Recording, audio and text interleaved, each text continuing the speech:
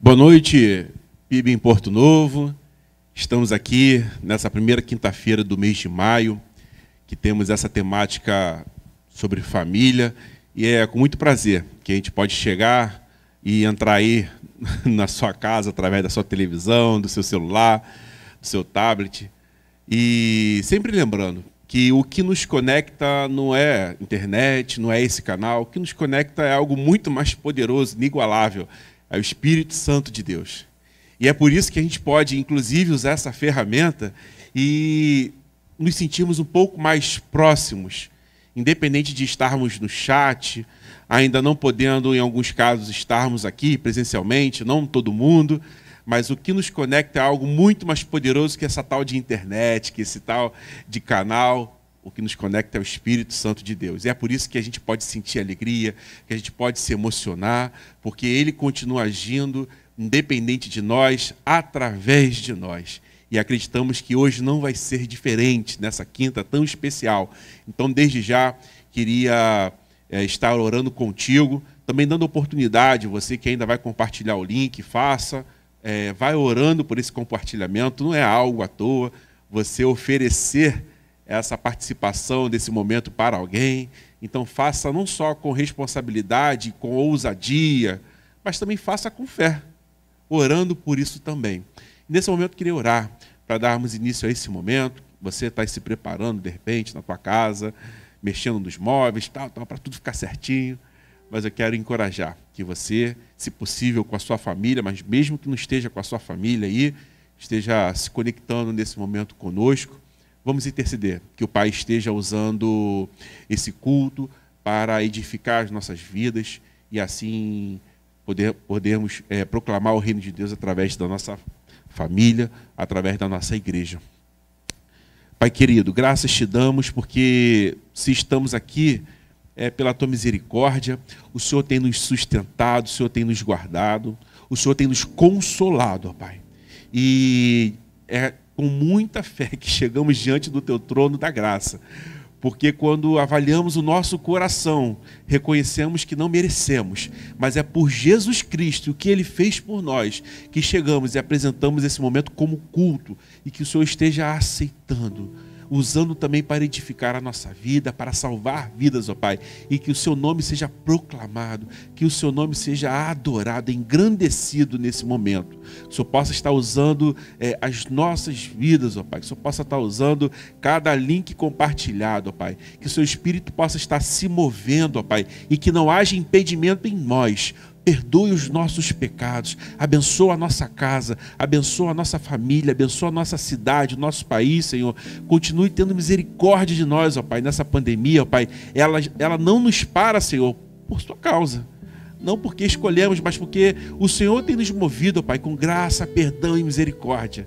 E é nesse espírito que chegamos até Ti e oferecemos esse momento, pela Tua graça, pelo nome de Jesus.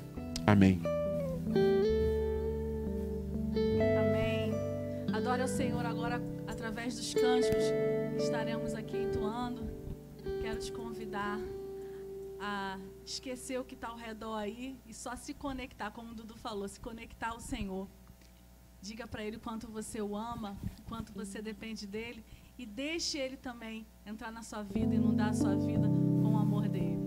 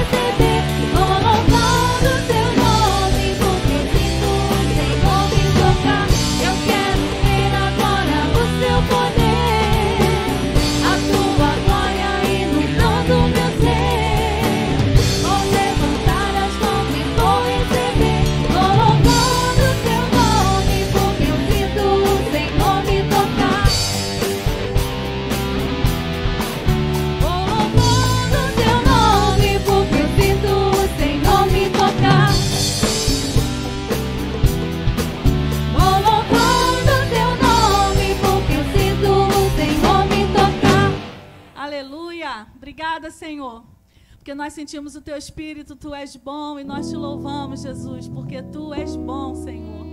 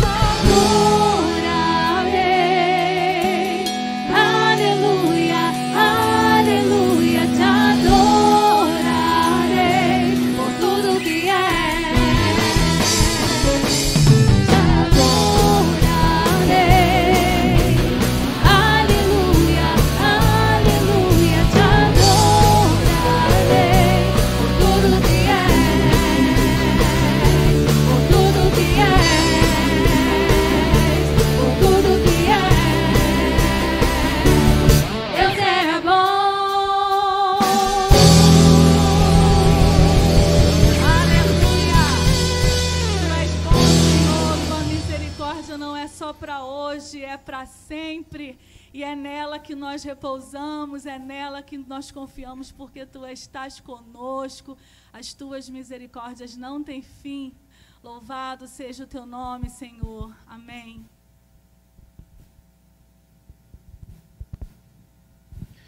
Aleluia. Deus é bom. Antes de eu chegar aqui no meio, já vou falando de novo. Deus é bom.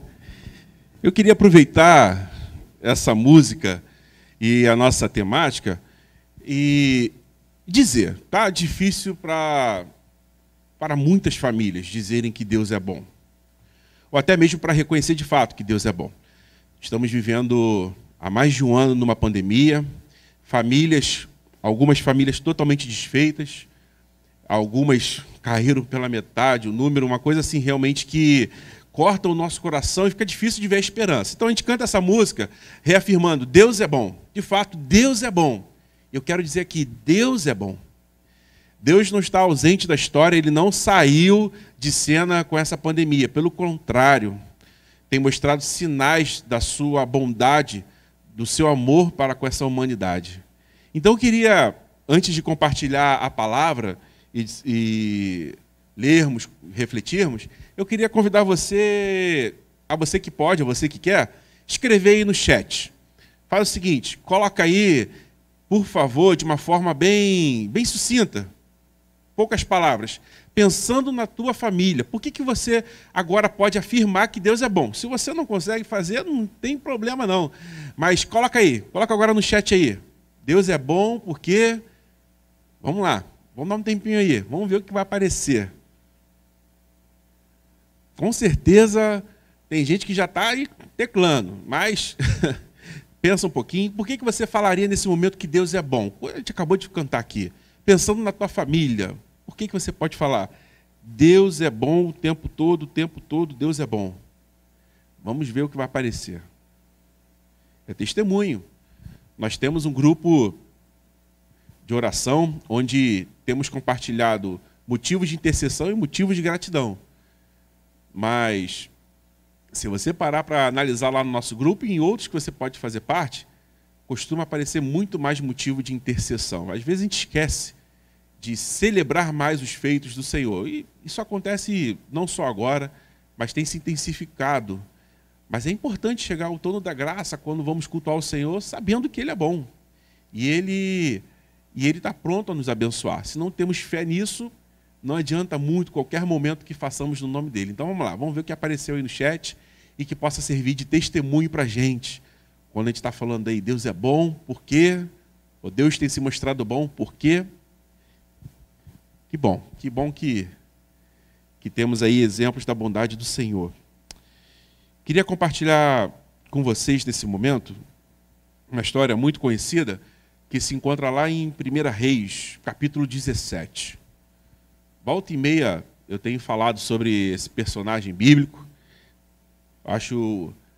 Eu acho muito interessante da forma como Elias aparece nas Escrituras. Parece como um cometa e vai embora como um cometa, subindo aos céus. Mas tudo que ele fez tem muita força. Por onde ele passou, provocou muito. E temos muito a aprender com cada um dos atos que Deus fez através dele e na vida do próprio Elias. Então, por isso que eu quero compartilhar contigo hoje essa passagem que se encontra em 1 Reis. Nós vamos ler do versículo 8 até o versículo 24. Eu estou aqui com a Bíblia Nova Almeida atualizada, mas eu vou acompanhar na tela para que os irmãos, na versão que estamos projetando, possam acompanhar a leitura. O tema de hoje é o sonho de ser uma família abençoada. E antes de fazermos a leitura, de fato, eu queria indagar o seguinte: quando é que eu sei que a minha família é abençoada? Como é que eu estabeleço os parâmetros para saber se minha família é abençoada? Geralmente a gente faz o quê? A gente tenta listar alguns acontecimentos, né? O estado que se encontra a nossa família, como tem sido a convivência em casa. Mas existem alguns problemas na hora que a gente começa a se perguntar se nossa família é abençoada. Um dos problemas, por exemplo, é a comparação. A gente começa a comparar. Calma aí, minha família é abençoada, deixa eu ver a família do outro. E acontece isso não só nesse momento. Se alguém vai falar, fulano de tal é bem-sucedido, você sempre está comparando. Ou até mesmo, você se acha bem-sucedido?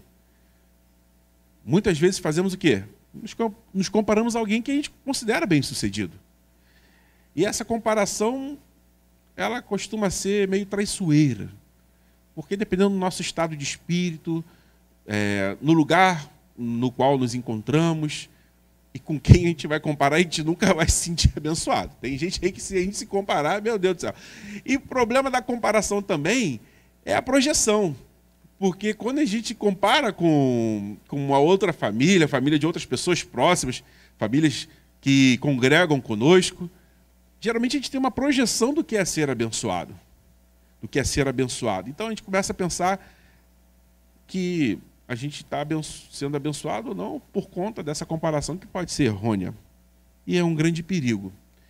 Através desse texto aqui, eu espero que façamos uma boa análise e entendamos que o Senhor já tem nos abençoado. Você já tem uma família abençoada.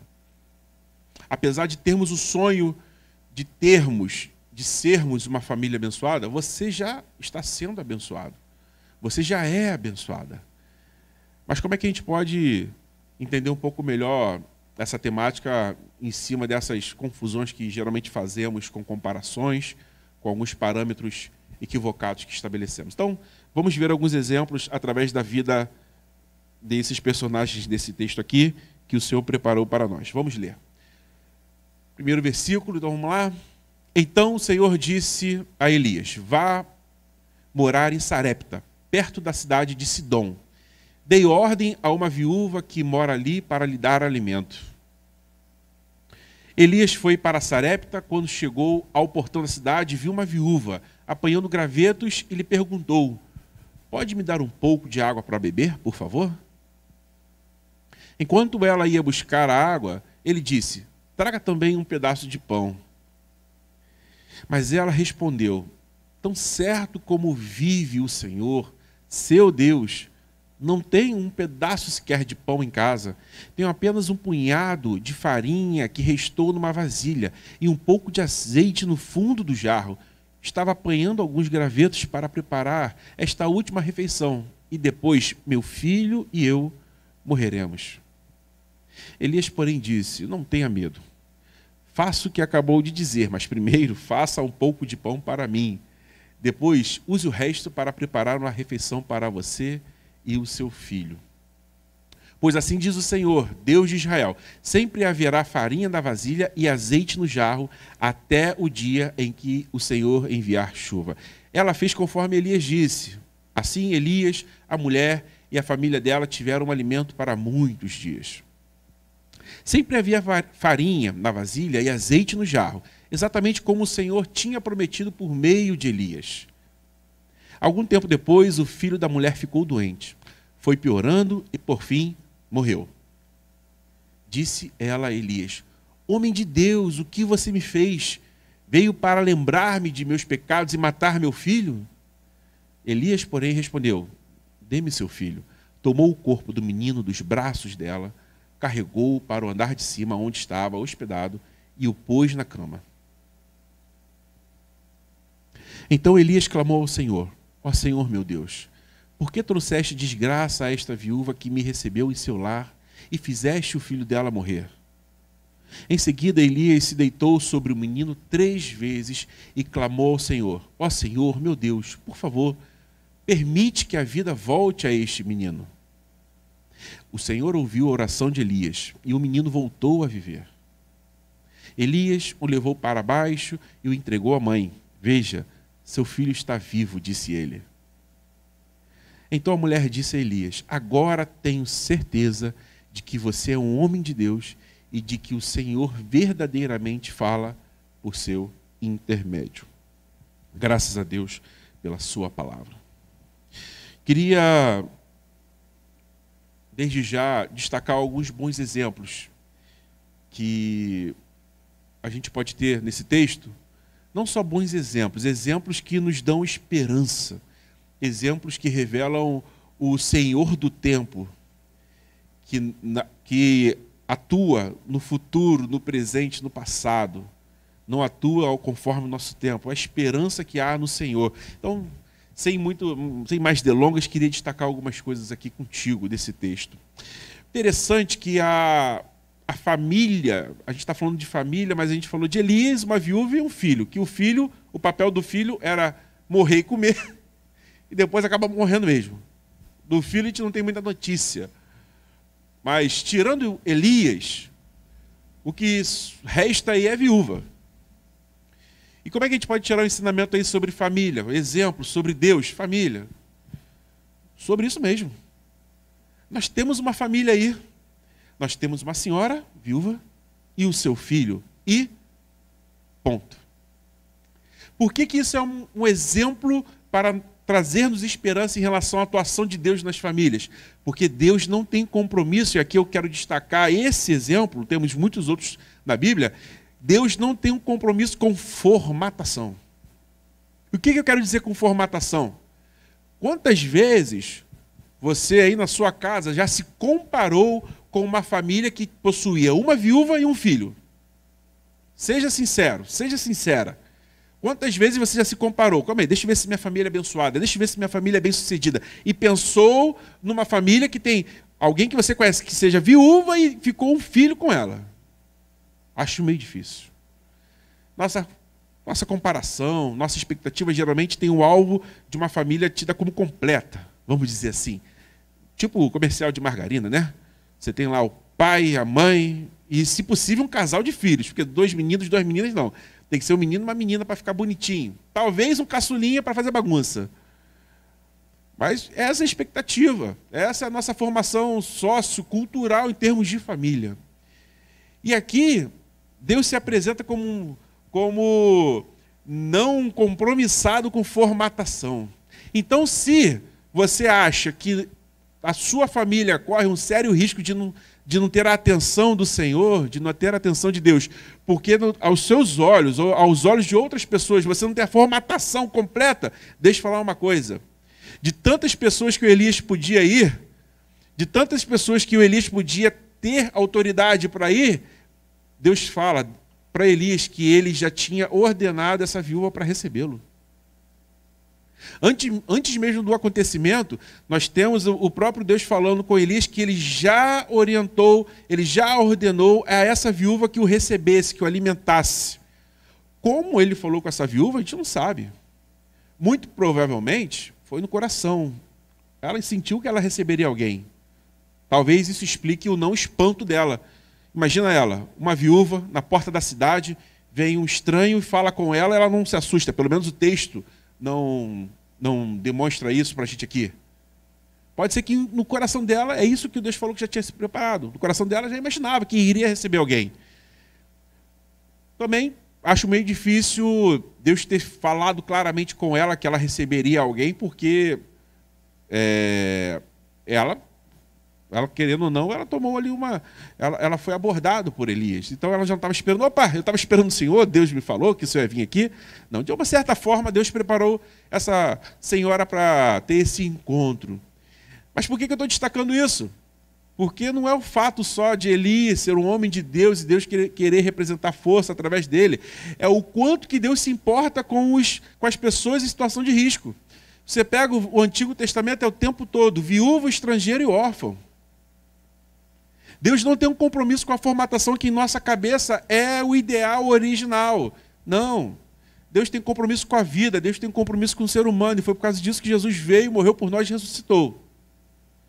E aqui, mesmo antes de Jesus Cristo fazer tudo isso por nós, temos esse exemplo. Deus não tem compromisso com a formatação. Então tira isso da sua cabeça. Isso não pode ser empecilho de se achar abençoado por Deus. Um outro exemplo que nos traz esperança em termos de bens, em termos de condição. O que a senhora tinha? Aquela senhora tinha um filho, um filho pequeno, provavelmente, porque diz que quando ele fica doente, muito tempo depois ela consegue tomá-lo nos braços ainda, mas não deve ser um jovem com força para trabalhar, porque senão ele que estaria com a mãe colhendo os gravetos, mas tem um filho e uma última refeição, mesmo assim, muito pobrezinha. E que ousadamente Elias fala, olha, vai lá e faz para mim. O que você for fazer, faz primeiro para mim. Deus não tem compromisso, Ele não estabelece compromisso. Ele não coloca isso como crivo, como condição para atentar para você, para sua família. Deus vai muito além disso. Temos o exemplo muito utilizado quando Samuel está lá, com Jessé e seus filhos, para ungir o próximo rei de Israel. E está ele achando que era o primogênito bonitão, aí vem um segundo que de repente não era tão bonitão, aí vem o terceiro, ele está achando, provavelmente é esse, não, nesse não, provavelmente é aquele e tal. E temos a conhecida fala de Deus para Samuel, que ele não vê como o ser humano vê, ele vê o coração. Se a gente fosse fazer um script de um filme, eu acho que a gente não mandaria Elias procurar uma viúva tão pobrezinha. Se fosse para mostrar poder, de repente, uma outra situação. Uma família poderosa, completa, que tem influência na sociedade. Não é diferente hoje em dia, Quando a gente quer impactar, geralmente é isso que a gente faz. Mas Deus não vê como a gente vê.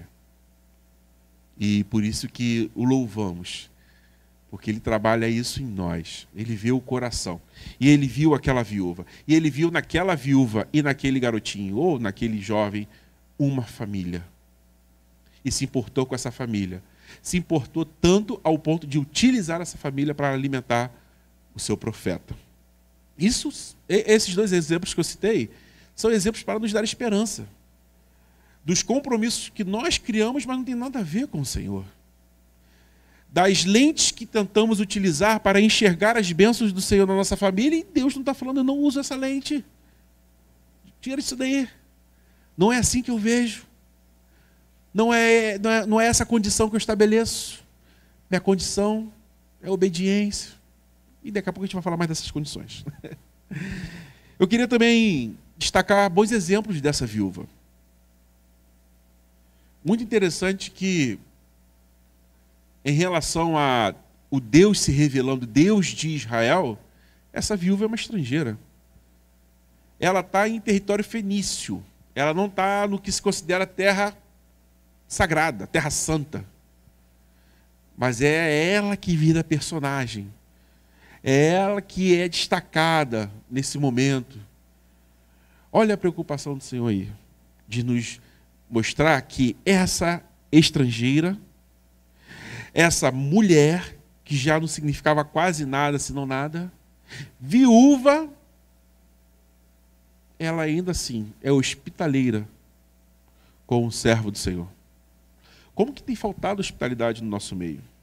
Lembro aqui de um momento de tentarmos fazer pequenos grupos. Hoje ainda, alguns tentam se reunir. Se você perguntar às pessoas que lideram esses pequenos grupos, dificilmente elas falarão, o pequeno grupo acabou, ou está definhando, ou está difícil, porque não tem gente. Não, dificilmente. Até mesmo liderança, formar líderes, até mesmo isso não entra em primeiro plano. A nossa experiência e conversando com outras comunidades de fé, nós temos visto que é a experiência comum. A nossa sociedade, o difícil está sendo abrir a casa. Porque quando você abre a casa, você não só abre a casa, você tem trabalho, você se dedica, você tem que limpar. E mesmo assim você vai mostrar o que você tem e pior ainda, você vai mostrar o que você não tem. Como que tem faltado hospitalidade no nosso meio? Lá em Hebreus 13, 2, temos a seguinte orientação do autor: não se esqueçam da hospitalidade, foi praticando aqui. Sem o saber, alguns acolheram anjos. 1 Pedro 4,9, sejam mutuamente hospitaleiros, sem reclamação. Então, numa coisa a gente tem esperança. Esse problema não é de agora. Que nós temos na Escritura orientação, sejam hospitaleiros. E temos mais de uma vez, significa que não é uma coisa tão comum assim. Mas é uma coisa que tem que ser trabalhada na nossa vida. Muitas vezes nossa família não é abençoada. Na verdade, nós não temos a perspectiva da bênção do Senhor na nossa família, porque nós estamos como satélites, orbitando em torno apenas da nossa família. Tudo bem, estamos no meio pandêmico e oramos para que isso passe, mas muita gente já não recebe há muito tempo, antes mesmo da pandemia, ninguém em sua casa, a não ser parente. Difícil de abrir, porque dá trabalho. Difícil de oferecer um café, difícil de oferecer uma água, difícil de oferecer, só não tem café, não tem água, senta aqui, vamos conversar. Difícil de oferecer o tempo, porque quando a gente abre a casa, a gente mostra o que tem, principalmente o que não tem. E quando a gente abre muitas vezes nossa casa, a gente não mostra o que a gente não é, a gente começa a mostrar o que a gente é. Essa viúva aqui não deixou de ser hospitaleira com o profeta Elias. Com certeza isso foi um fator para que ela não impedisse que participasse desse momento abençoador na vida dela. Então fica aqui esse exemplo também dessa senhora. Compartilhamento. Às vezes achamos que não temos o suficiente para compartilhar. Porque quando a gente pensa em compartilhar, a gente pensa assim, meu Deus, não estou tendo nem para mim. Acredite, você sempre vai ter mais do que alguém. Você sempre vai ter o suficiente para ajudar alguém. E esse suficiente, Deus vai trabalhar no teu coração. O importante do compartilhar é trabalhar isso em família. Temos visto exemplos de pessoas que fazem isso, mas esquecem de compartilhar esse momento com o seu filho, com a sua filha. Como é importante. É claro que em determinadas situações, para evitar exposição, você faz na calada, porque ninguém quer ficar se promovendo. Mas eu tenho exemplos, e eu até comento com minha mãe e com meu pai, até hoje, que eu queria ter participado de outros momentos em que eles puderam ajudar pessoas, porque eu participei de momentos que a gente foi ajudado. Mas eu fico sabendo hoje já, mesmo ainda sendo tão jovem, entendeu? Mas muito tempo depois, eu queria ter participado disso menor. Mas de repente eu estou falando aqui, não teria maturidade, mas compartilhar deve ser algo a ser trabalhado em família. Compartilhar, porque quando aquela senhora chega e fala que vai fazer um punhado de pão com um pouquinho de farinha que ela tem, de óleo, ela e o filho comerem depois de morrerem porque não tem mais nada, quando ela fala assim, tá bom, o profeta, tá bom, a gente não tem nada para comer, a gente está com fome, mas eu vou fazer sim o pão para você. Quando ela decide isso, ela tem que falar para o filho dela, não está narrado aqui, mas ela tem que falar para o filho dela, calma aí, filho, a gente não tem nada não, mas o profeta falou que é para fazer para ele. O filho dela vai participar desse momento. Temos que ter também isso como um exemplo dessa senhora. O compartilhar, mesmo quando pensamos que não temos nada.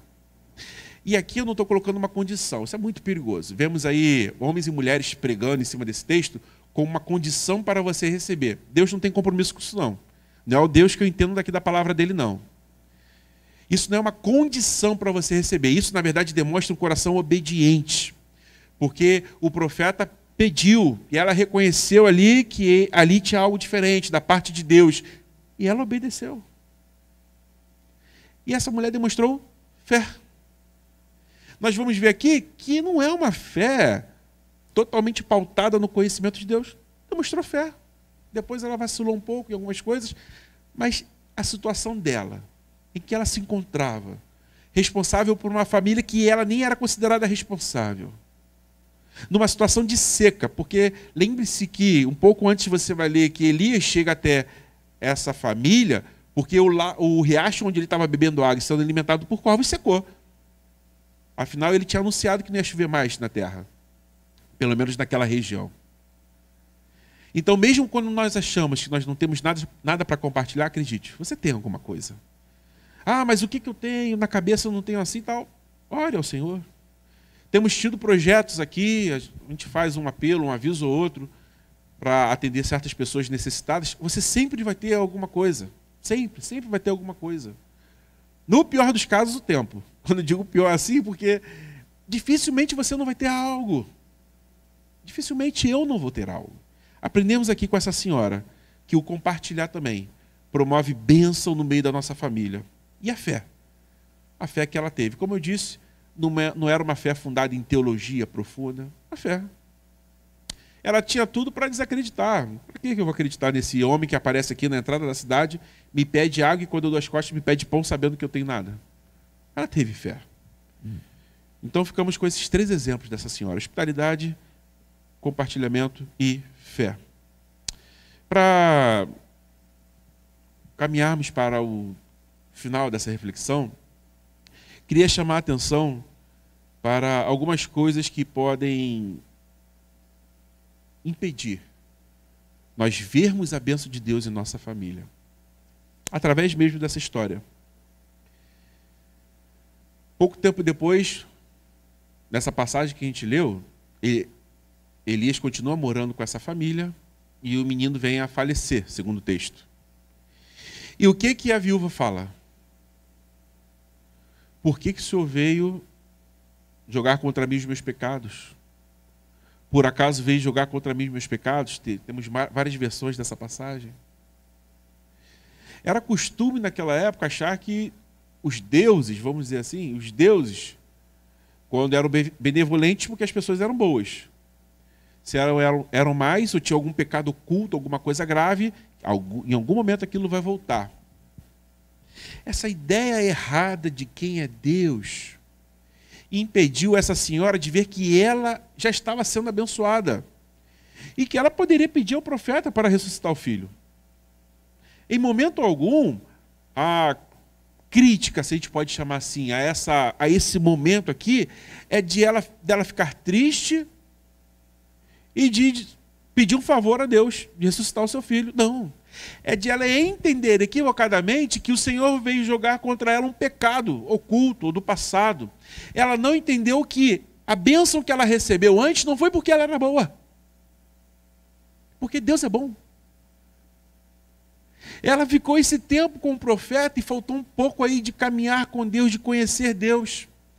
Muitas vezes é isso que falta em nossa família.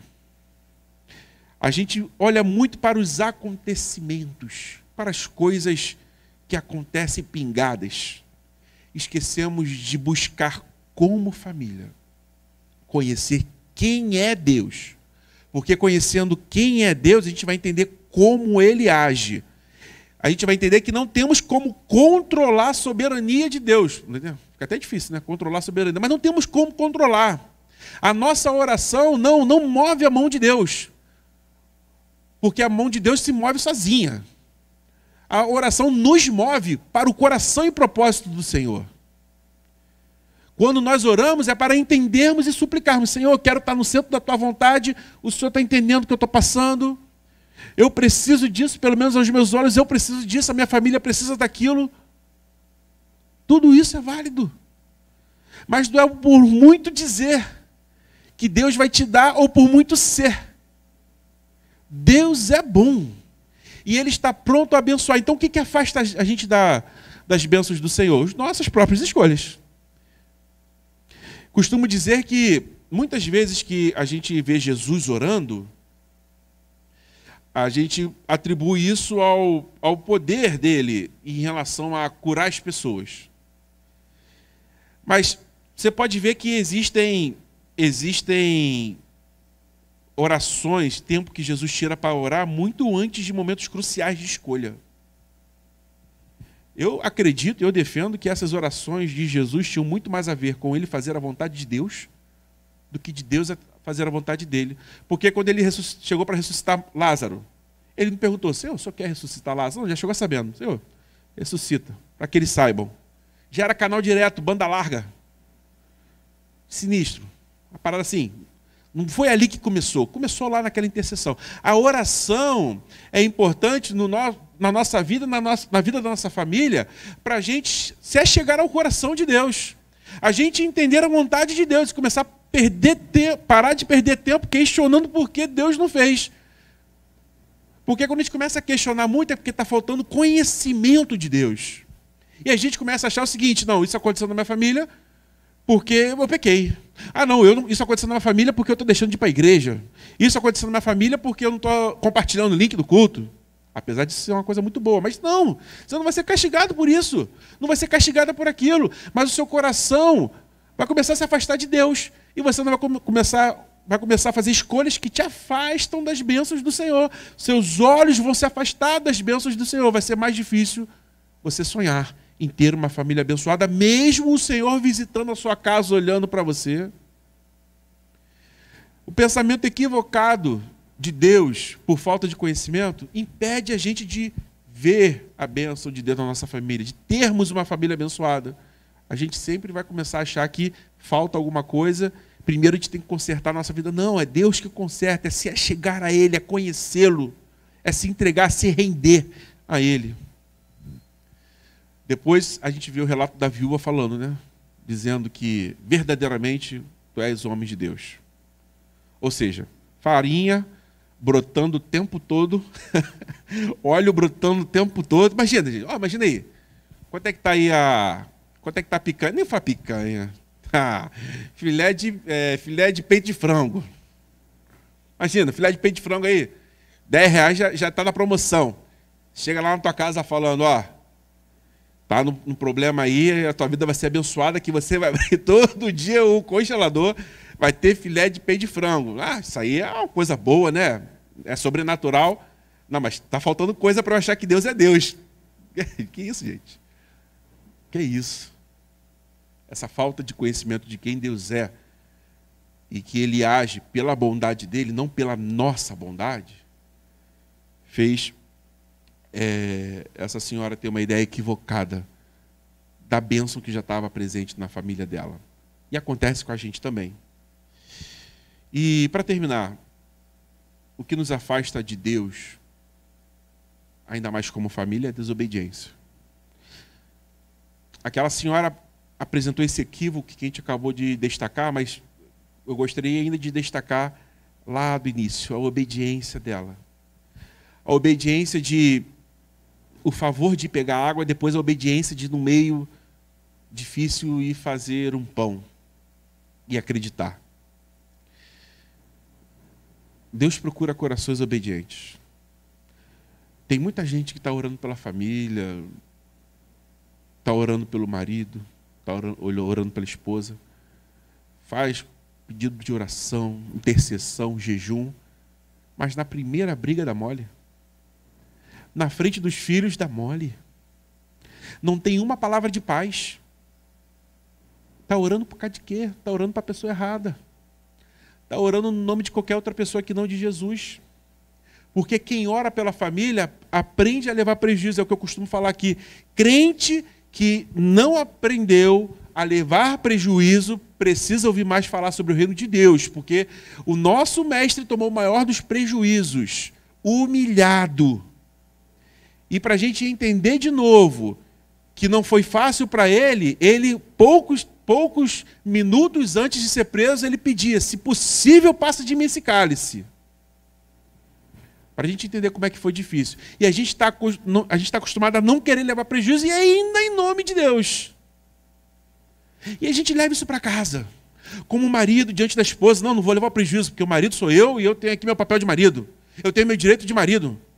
Meu filho tem que me obedecer, minha filha tem que me obedecer, e a esposa a mesma coisa, eu tenho meus direitos. Eu tenho meu dever, você está sendo machista. Não que essas lutas não sejam importantes, mas, como eu disse há pouco tempo para um casal, tem gente escolhendo espada em casa. Essas espadas, tem levado espada para dentro de casa. E depois fala, não sei por que lá em casa está mal. Pastor, não sei por que lá em casa está mal. Na primeira oportunidade que você tem de se curvar e falar, olha, eu estou com raiva de você, mas eu te amo e tenho orado pela tua vida. Não, você tem que entender. Vai dar certo nunca. Coração desobediente, coração orgulhoso. Temos que ter o exemplo, através dessa história, de que corações obedientes se achegam a Deus. E quanto mais a gente se achega a Deus, a gente aprende a ser obediente. E a gente começa a observar que estar perto de Deus já é uma bênção. E que andar na obediência com Deus dá frutos. Ser obediente dá mais fruto que orar. Opa, calma aí. Que história é essa? De onde você leu isso? Porque não tem jeito. Quem tem dificuldade em ser obediente tem que orar. Não tem como não orar. Mas as pessoas pensam em oração como os antigos pensavam em sacrifício no Antigo Testamento.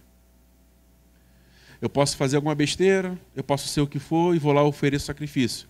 E através do profeta Deus fala, não quero sacrifício, eu quero obediência. Quero o que vem de você, de dentro de você, porque você está matando animal à toa. Mata isso que tem dentro de você. Seja obediente. Quer viver um sonho de uma família abençoada e você conseguir enxergar que Deus já tem abençoado sua família? Vamos lá. Seja obediente. Nas suas relações familiares, seja obediente. Obediente a quem? A Deus. Se achegue a Deus. Não deixe que orgulho ou o que você acha que é o seu papel dentro da família em termos de direito impeça de você agir com amor. E busque conhecer o Senhor. Busque conhecer a esse que você clama e chama de Deus. Como Ele age. Para não entrar em historinha aí fiada de gente que começa a falar, não faça isso da receita. Eu não poderia chegar aqui diante de vocês e o que você pode fazer para ser uma família abençoada? Eu não me sinto nesse direito. Não há manual. Há princípio. Princípio da obediência. Seja obediente a Deus. Ame a sua família. Não só ore pela sua família, mas haja com amor. Haja com obediência dentro da sua casa. E procure conhecer esse Deus e manifestar esse Deus no meio da sua casa. Estamos vivendo um momento muito propício para isso, em que as pessoas estão mais reclusas por causa da pandemia. Se tinha um momento em que tinha que brotar o tal culto em casa, né? É agora, porque você está assistindo a gente, você está em um momento de culto, provavelmente em casa, com a sua família. Mas a gente começou a perder um pouco aquela coisa de, na família, quando a gente é do domingo, não sei se vocês vão concordar comigo, quando a gente vai na igreja, temos os afazeres da igreja, os afazeres eclesiásticos, e quando a gente vai falar de Deus, vai falar de Deus, de vida de crente, o que a gente fala? Pastor, pregou bem domingo, né? Acho legal. Louvor. Louvor, Vanessa, está falando muito. A gente começa a falar o que aconteceu na igreja. Aí vem o Deus que age na história e permite uma pandemia. E agora, vocês vão conversar sobre o quê? Vanessa está aqui. Há quantos anos eu falava isso dentro do PG? Vamos parar de falar o que acontece dentro da igreja, vamos ser igreja, vamos falar de reino de Deus. Vamos falar de vida. Para de falar de mal da igreja, da tua casa, teu filho escutando, tua esposa escutando, dá bom exemplo, depois você vai orar. Não, para com isso. Some com isso da sua vida. Começa a falar sobre os valores do reino, de como a vida é importante para Deus, de como é difícil amar e é importante orar por isso. Fica difícil dar uma receita como ser uma família abençoada. Que não seja obediente, se achegue a Deus, conheça-se a Deus e compartilhe valores do reino. Aí a igreja, esse funcionamento aqui vem junto. Mas não se resume a isso aqui. Nós temos tido oportunidade de ver a ação de Deus de muitas formas nessa época de pandemia. Converse sobre isso, traga isso para casa. Ore por essas coisas. É uma oportunidade única de se sentir abençoado, porque quem pode orar pela mazela do outro é porque está tendo condições de não estar naquela mazela. Ou já passou. Só isso aí já é uma bênção. Não é só o sonho de ser ou de ter uma família abençoada. É o sonho de poder conseguir enxergar a família abençoada que você já tem, em nome de Jesus. Se você não consegue enxergar isso, eu quero orar pela tua vida agora, porque eu também preciso orar. O cotidiano vai tirando essa visão da gente, e a gente começa a fazer aquelas comparações que já citamos. Mas eu gostaria de orar aqui, e você ora daí, pedindo ao Senhor por essas coisas. A gente vai cantar, mas eu queria orar com você antes. Pai querido, sua palavra é tremenda. Ela fala no nosso coração com a mesma passagem de diversas formas. Teu Espírito, Ele nos ensina, Ele nos ilumina, Ele nos encoraja, e é confiantes nisso que intercedemos por nós que estamos aqui, pelos nossos irmãos e irmãs que estão participando do outro lado da telinha, que sejamos capazes de trabalhar em nós a hospitalidade, quando pudermos ser hospitaleiros novamente, o compartilhar nesse momento então que se faz tão necessário, Senhor, a fé.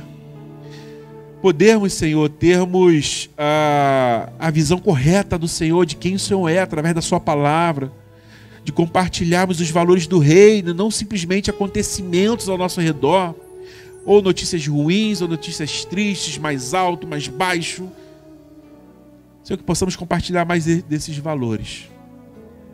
E eu sei que o nosso coração mais perto de Ti, mais obediente, vai tornar possível enxergarmos a família abençoada que nós já temos e podemos ser ainda mais abençoados, chegando pertinho do Senhor. Também sendo usados para abençoarmos outras famílias. Que seja assim para a Tua glória, Pai. Em nome de Jesus. Amém.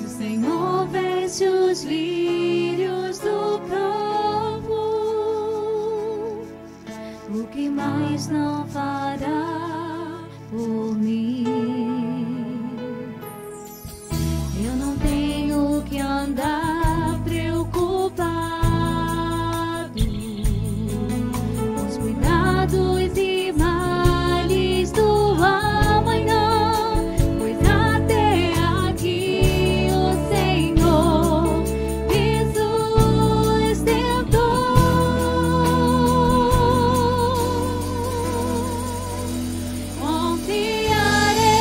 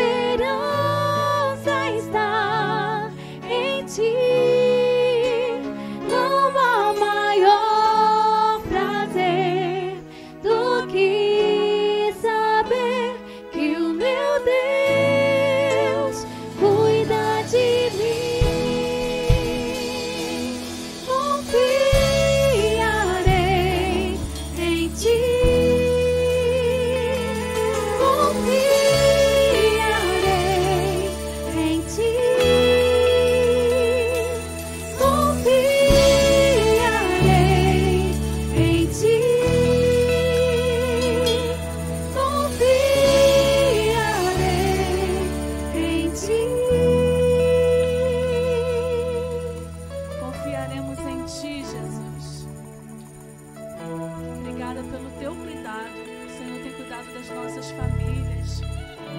Nos ensine também, Senhor, a sermos sábios, ó Deus, para cuidarmos dela segundo a Tua vontade. Ó Deus, obrigada porque nós temos a nossa confiança em Ti. Tu és o nosso porto seguro. Obrigada, Jesus. Obrigada pela Tua palavra ministrada aos nossos corações essa noite. Que ao deitar daqui a pouco, ela volte aos nossos corações. Que ela continue penetrando, ó Deus, nas nossas vidas. E possamos fazer mudanças para o bem da nossa família, para o crescimento do Teu reino. Porque começa nas nossas casas, ó Deus, a propagação do Teu reino. Obrigada, Senhor. Dá-nos uma noite de paz, de descanso, e que amanhã, ao levantar, a esperança se renove novamente nos nossos corações. Louvado seja o Teu nome. Amém. Amém, querido. Deus abençoe você. Uma ótima noite para você.